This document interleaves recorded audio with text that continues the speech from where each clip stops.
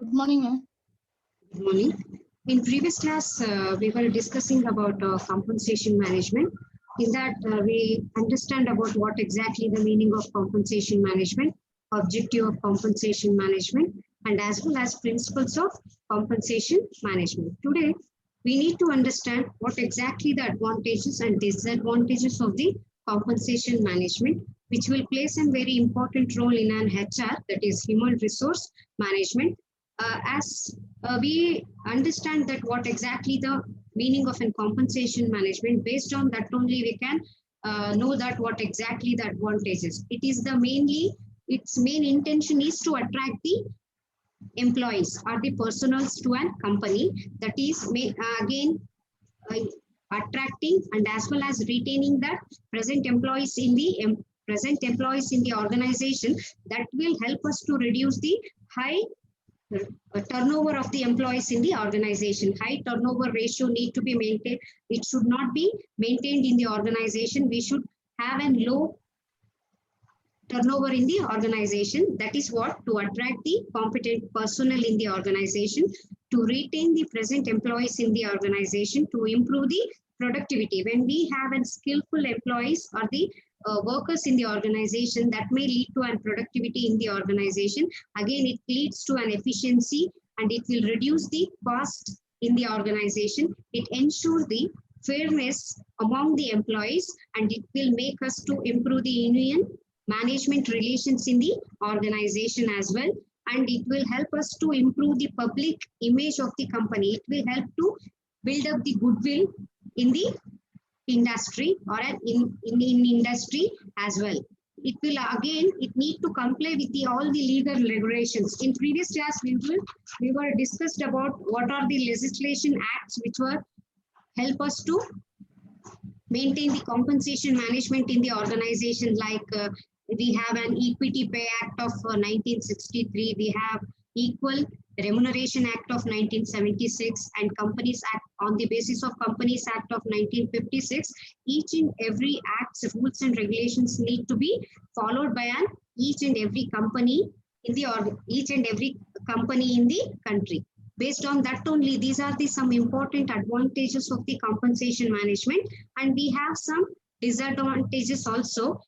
The disadvantages will list out as an, it may lead to an unhealthy competition among the employees in the organization. If the company is not maintaining the equal remuneration for the employees, that may lead to an unhealthy competition based on the uh, based on the qualification, based on the experience, as we discussed about the one among the principle like that, equity consideration.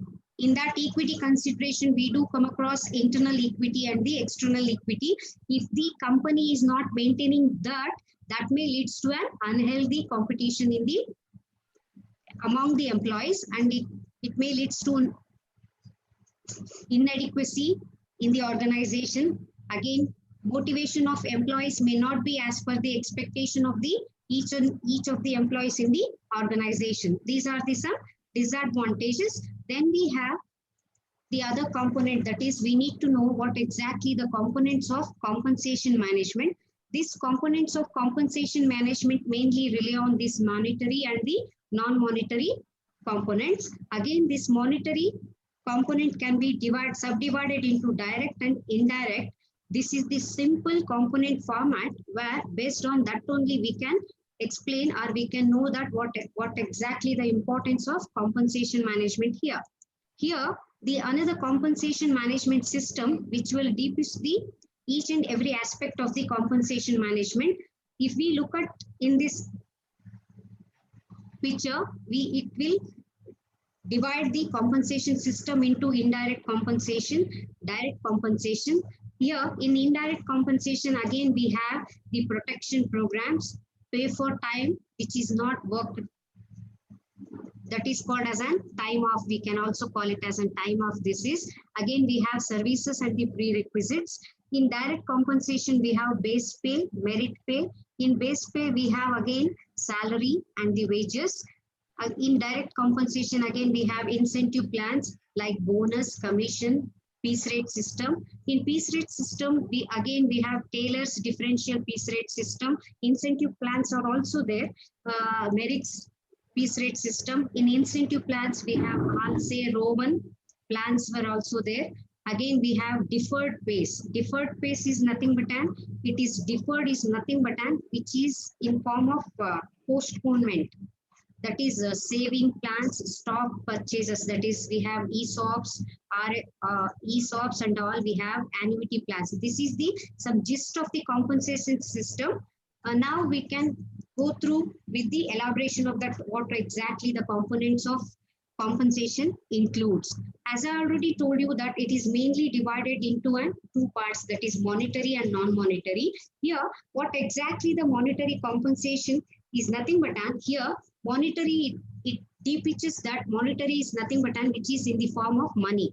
It is called as a money paid to an employee for their work which has been done by them. That is nothing but it is a money paid to an employee in exchange for employee's labor. Employee's labor is nothing but what the work has been assigned to them that need to be fulfilled or that need to be done by that particular person. Then only that person will pay with certain amount, that is called as a monetary compensation. These may be include like wages, overtime wages, that is OT. If the worker is worked for overtime, that is also compensate with some money, or it might be in the form of salary. The piecework rate, as I already told that in piecework rate, we do come across so many classifications, like we can calculate the total amount on the basis of piece rate system like Taylor's piece rate system and Merrick's piece rate system. Then we have commission, bonus and other tips. These are all the reward which is given to an employee or a worker in form of money, that is cash. That is called as a monetary compensation. Then we have another one, that is non-monetary compensation. Here, non-monetary compensation, it might be not in the form of cash, it might be in the form of benefits, we can say it as. It is a benefit plan which is designed to address a specific need, and often it is provided to a non-cash form. It is not specifically in form of a cash, hard cash. That is, they include, as I already told you, that they may be in the form of benefits, flexi time and time off. Time off is nothing but here the amount, a time off is nothing but a period. It is a period when a worker is not done his work. For example, if an employee is working in an organization, for him, that organization can provide CLs or holiday pays also. That is called as a time off. We have free or discounted parking, gym membership discounts, retirement matching, mentoring programs, tuition assistance and child care. These are all the other facilities which may provided by the company. Those are all called as a non-monetary compensation. Then we have the direct compensation. After monetary and non-monetary, we need to understand again, this can be divided into a direct and indirect compensation. In that respect, the direct compensation is nothing but it is a monetary benefit offered by an organization to its employee, written for their services. What the work has been done, or what the work services which has been given by them for that services or a work, the amount has to be provided. That is what we will call it as a direct compensation. This includes the employee's base pay, that is basic salary as well. We can say it as a basic salary also. It might be in form of hourly wage or an annual salary for the month. And it might be in form of performance-based variable pay. Again, if the targets has been given to an employee, if that target has been completed by that particular employee, based on that his performance, the amount can be paid to that particular employee. That is reward for special occasion or exceptional performance, as well as it can be provided in form of stock options. We may heard about the word, that is ESOP, employee ESOP. ESOP is an option, a stock option. As of now, the Infosys company is providing that ESOP to an employees who are all working in the organization in that Infosys company. Here, stock option is nothing but it is a right to purchase a part of business as a reward for exceptional services. Those who perform exceptionally or extraordinarily in the organization, for them, it is an reward which is given by the company. It will give the share of the company. They will provide for that company's employees. That is called as a stock option here. These are all some examples of direct compensation which may provided by the companies. And we have the another one, indirect compensation. Here, indirect compensation refers to the various forms of non-monetary pay which has to be offered to an employees. That can include everything from common contractual features to useful or attractive benefits. Casually, it is also called as an employee benefits also. The another name which is also used for indirect compensation is employee benefit. For example, we have in indirect compensation, we have pension funds, cell phone. Here, cell phone facility also provided to an employees. The company cars for their transportation. The company may provide health insurance for the employees and life insurance, overtime pay, annual leave. Again, they may provide child care facilities to the employees also. These are all some examples of indirect compensation. Now, we need to understand what exactly the basic components which may conclude to a final compensation management. In that respect, we do come across some 11 points. One by one, we need to understand how the compensation components of a compensation management can be worked in an organization, or how it can be framed for an organization, on what parameters it needs to be designed in the organization. These are all some 11 points we need to keep in mind while we are designing the compensation management for any organization. In that respect, we do come across first one as a base pay structure, then we have variable pay programs, then benefits, then fourth one as rewards and recognition, and fifth one as DA, that is dearness allowances, house rent allowances, other allowances we do come across, and then we have incentives. Then ninth one has a fringe management or a prerequisite, fringe managements and the prerequisites. Then we have wages and salary. Then at last we do come across non-monetary benefits. One by one, we need to understand what exactly the basic components of an employee compensation in an organization. The first one is basic salary, or we can call it as a fixed component of an compensation management. It is a base pay structure. It is nothing but it is a salary or a wage which were paid in periodically, which need to be paid to an employee. That is why salaries and the wage are the periodic assured payments made to the employee. These are all the assured payments which need to pay periodically. Wage, it might be paid to an employee in form of weekly or daily basis or weekly basis, or again it can be paid to an employee in monthly basis. Whereas salary, usually it is paid periodically, like for 30 days or for monthly basis. Salaries are generally paid to the permanent employees on the monthly basis, and whereas wages are paid to an temporary or contractual workers who are there in the organization. That might be in form of daily basis or weekly basis. Then pay base is a fixed component and generally consists of these following. Following components like basic component, it may include HRA, that is house rent allowances, HRA. On the basic salary, it need to be paid to an employee. It need to be calculated on the base of basic salary. For example, if any employee is working for the 10,000 of a basic salary, For that, according to Act, that need to be calculated. For example, if it has an HR percentage is HRA is nothing but an 8%. Based on that, we need to calculate, and that percentage of amount need to be added to that particular basic salary. Again, we have DA, that is dearness allowances. It may include the leave, travel allowances, and mobile expenses also. These two may include in private organization, but in for government and the some other organization only include the basic salary, HRA and DA in general. Then we have the second component, that is variable pay programs. Here, variable pay programs, again, it can be divided into on the basis of sales and non-sales.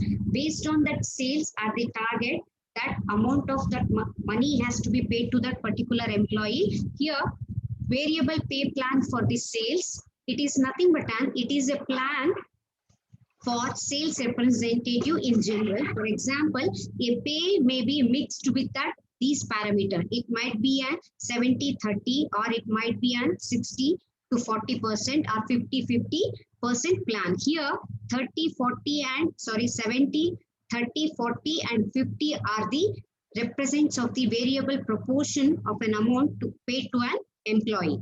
It is linked to a target. Mainly the target need to give, target has been given to that employee. If that employee fulfilled or performed the target, based on that only they are providing the salary. Here, the target could be an product based or territory based or revenue based or profitability based, or it might be based on the new business creation. Here, if the person has been allotted to make an innovation to start up a new business, in that respect, what the percentage of an amount which has been paid to that particular employee, that has to be decided in this form. Again, we have variable pay plan for non-sales. Here, non-sales is nothing but here such pay plans are for those employees who either are those who need an incentives to propel their work. Here, incentives to propel their work is nothing but they will mainly assigned with some ventures. In that respect, they have given, for example, if they are expecting some incentives, in that respect, for example, we may have an insurance plan, credit cards, or mutual funds. Here, based on those whose performance can be improved by giving them incentives. In that respect, here it is called as a non-sales variable pay plan.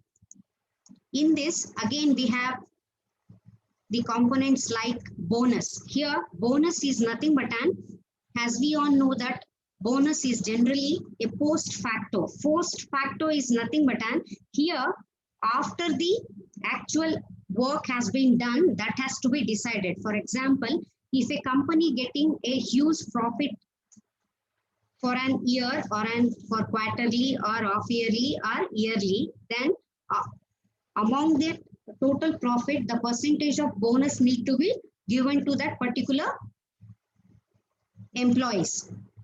Here, it can be fixed percentage on the basic way paid annually or in proportion of the profitability to an employee. The bonus might be in the form of percentage on basic wage or wage which has been paid to that particular employee or proportion of the profitability of a company. The government also prescribes a minimum statutory bonus for all the employees and the workers of the organization. Then we have the another one, commission. Here, commission to a manager or an employee may be based on the sales revenue or profitability of the company or profits of the company. It is also a fixed percentage on the target which has been achieved by that particular employees. Then we have the another variable, that is variable pay component, mixed plans. This plan is called as a combination or a mixed plan. Sorry.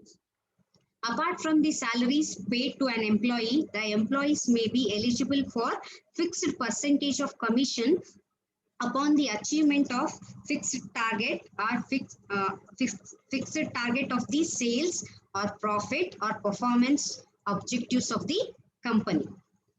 Then we have the another component, incentive. Here incentive is nothing but it might be again in the form of monetary and non-monetary aspect. It is an object, it might be an object or an item of value or desired action or an event that motivates the employee to do more whatever was given to that particular employee. It will encouraged by the employer through the on the basis of that incentives. The employer may use this concept component to motivate the employees in an organization. Then we have sign-on bonuses. Here, sign-on bonuses, it is a latest trend which has been used by the companies. Here, it is the compensation planning, is the compensation planning which includes the lump sum bonus for the incoming employees. It is for fresh employees or an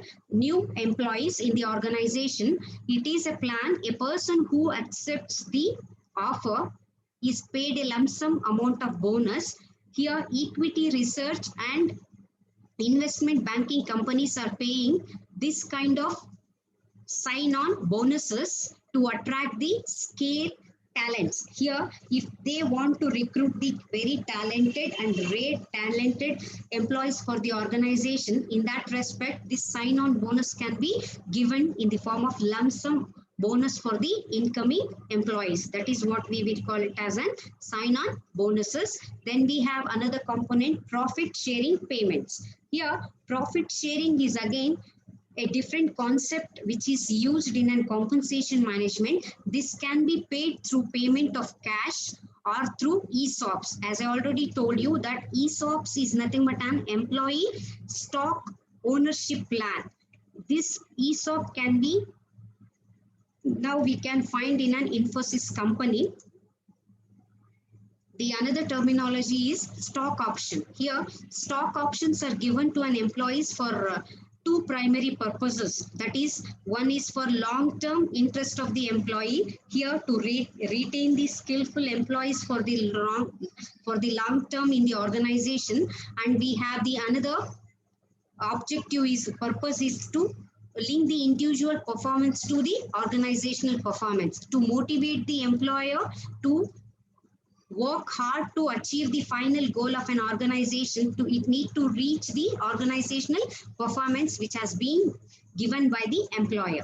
These are the main purposes to give this option to an employees, that is stock options. Generally we do find stock options in an organization in the form of three categories, that is ESOPs, RSUs and ESPP. That is, ESOP is nothing but an employee stock ownership options, and we have the RSU is nothing but an restricted stock units, and ESPP is nothing but an employee stock purchase plans.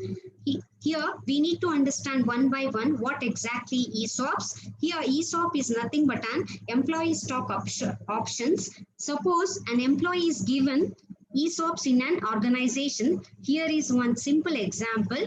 If we think that if A is an employee of the organization, he has given 2000 stocks of rupees 100. He is allowed to sell 50% of the stock after 2 years, and the rest of the stock after another 2 years. First, after the 2 years, he has allowed to sell the 50% of the total stock, that is 2000. Among them, he can sell after 2 years 1000, and after that 2 years again he can sell the again 50% of the stock. Let's say after 2 years, if the price of the stock is rupees 110, initially when it has been provided to that employee, that price of the stock is rupees 100. Here, after 2 years, if it is raised to 110, then the employee will get remaining 1000 stock into an 10, that is excess of amount. The total 10,000 rupees, the employee may get the earnings of the stock from the organization. In such scenario, if the price decreases, if it increases to an 110, then employee is going to get total 10,000 of an amount from that stock. If it is decreases from 100 to a 90, then the employee does not get anything. If the price of that share increases, then only that employee will provided by the profit of the 10,000 rupees here.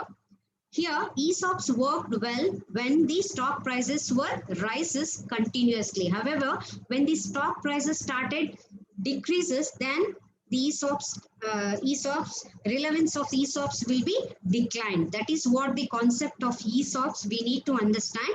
Then we have the another concept, that is in stock option, we have RSUs, that is restricted stock units. These are the different from ESOPs. When the stocks are given to an employee, it is deemed at zero value. For example, in previous example, we understand that when the stock price is increases, then only the amount of that revenue can be given to that, benefit of that stock can be given to the particular employees. Here, whatever is the stock price of the price, the employee ends up making some money. Here in this restricted stock units, here taking forward the earlier example, if after 2 years the price of the stock declines to a 90, from 100 rupees to the 90, then the employee will still get the amount of 90,000 rupees on trading his options. He has an, if it is increases or decreases, he will provide it with the some amount here.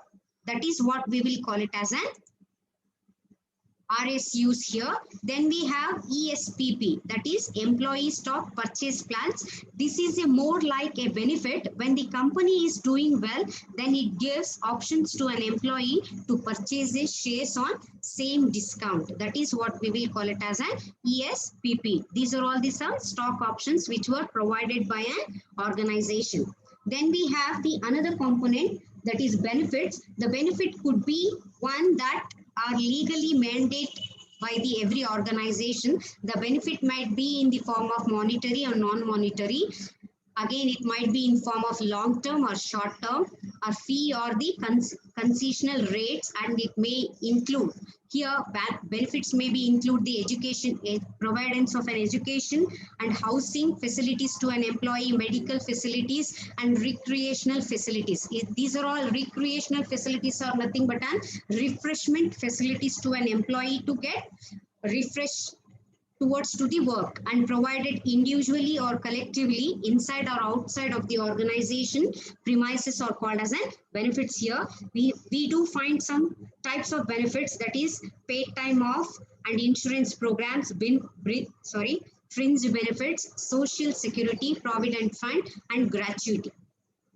One by one, we need to understand what is paid time off. Here, as I already told you that paid time off are nothing but the employee may pay amount to an holidays which has been given to an that particular employee. Again, leaves like CLs, we have casual leaves, sick leaves, ELs like earning leaves. These are all the some paid off benefits. And we have insurance program. Insurance programs may include health insurance, life insurance, personal accident insurance, disability insurance, family health insurance, like that. Fringe benefits. Here, fringe benefits are the benefits which is mainly given to a particular employee. It is a non-cash payment that are usually to attract and retain the talented employees in the organization.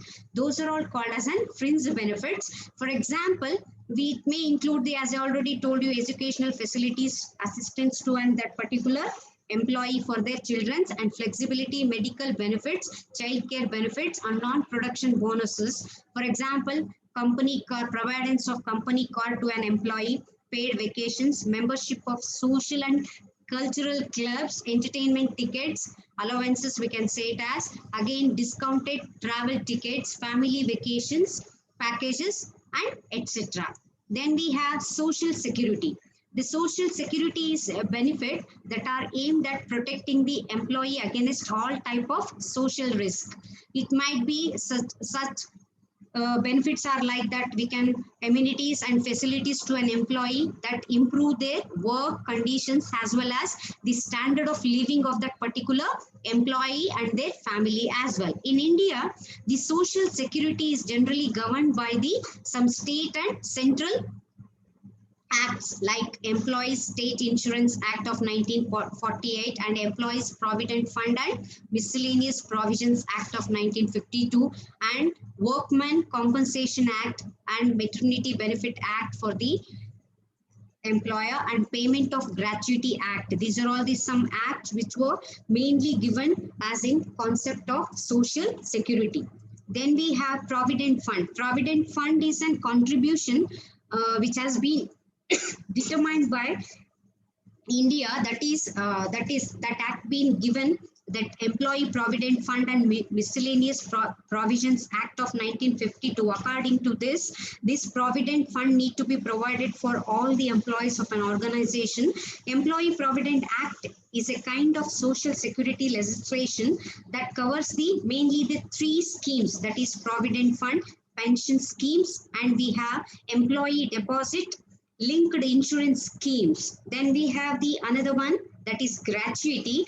Gratuity is also a type of retirement benefit paid to an employee. Gratuity is linked to their number of years of services and is paid only to the employee upon separation. Only if he or she completed a 5 years of the service in a company, that gratuity payments are determined by the Payments of Gratuity Act of 1932. Based on that only, that benefit of that amount in the form of gratuity has been provided for that particular employee in the organization. Then we have the another component, that is reward and recognition. Here, apart from the cash rewards, the employee will need a reward in the form of recognition. This creates a natural urge to be rewarded and recognized in an organization. While designing the reward and recognition plan, why and what kind of people to be covered in such plans need to be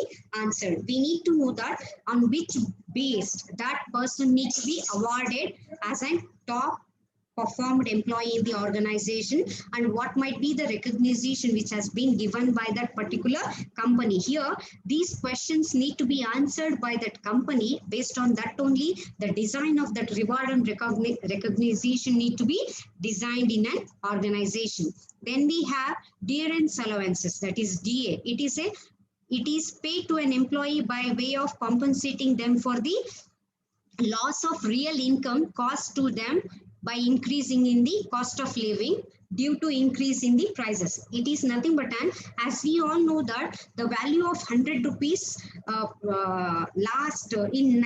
2000, in the year of 2000, the value of 100 has been drastically changed. The value of money can be decreased as of now. The purchasing power of money need to be adjusted with that what the money we are getting from the employers in the organization. That is, here we need to maintain that equivalence to get that purchasing power of that particular money. Here nothing but an inflation rate that need to be maintained by this DA. Then we have HRA, that is house rent allowances. Here HRA is paid to an employee, enabling them to pay the house rent for the suitable accommodation. It is varies according to the cost of living. If the employee is living in rural place or urban place or an metro level, based on that only it is provided to the employee. Employees are paid HR as per their slabs in their wages and the salary. This is an allowance not considered as a wage. The HRA shall also not be an for any direct payment like gratuity, overtime or provident fund, etc. And we do come across there are other allowances like apart from DA and HRA. Apart from the basic DA and many HRA, we do find some other allowances like in that respect we have leave travel allowances. Employee while working, if that person is getting opportunity to visit places where they can go and spend time along with the members of their family to get the relaxed and re-energized for the work to be continued in the organization. For that sake, these LTA, that is, for example, for bank employees, we do find these LTA facilities now.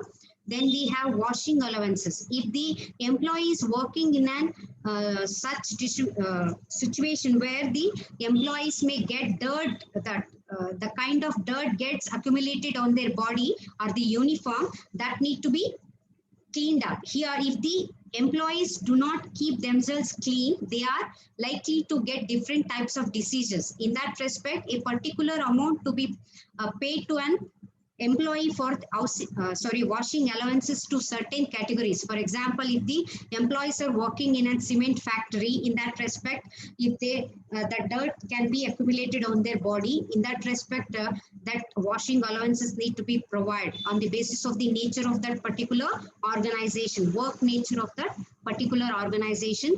Then we have conveyance allowances. Hello, sir. Sir, as of now, I left with only 1 minute, sir. Hello? Okay. Sir, What you will do? You will start again? Yes, sir. Yes, sir. I will start again. I'll Hello? just complete this, sir. 11 points. Okay. Okay. Okay. Okay. After completing of this time, sir, again we will log in into the same link, sir. Okay. Okay. Okay, sir. Then we have I think convenience. link will be different, no? No, Once sir. again. We can join in with that only, sir. Okay. What shall we do? We shall finish or we shall wait for the other two? Sir? Other two, Vinay Kumar and Reena are not there, no? Yes, sir. Yes, sir. If you say like that, sir, we will do in next week, sir. That is better, I hope. Correct, Okay, because sir. the two of them are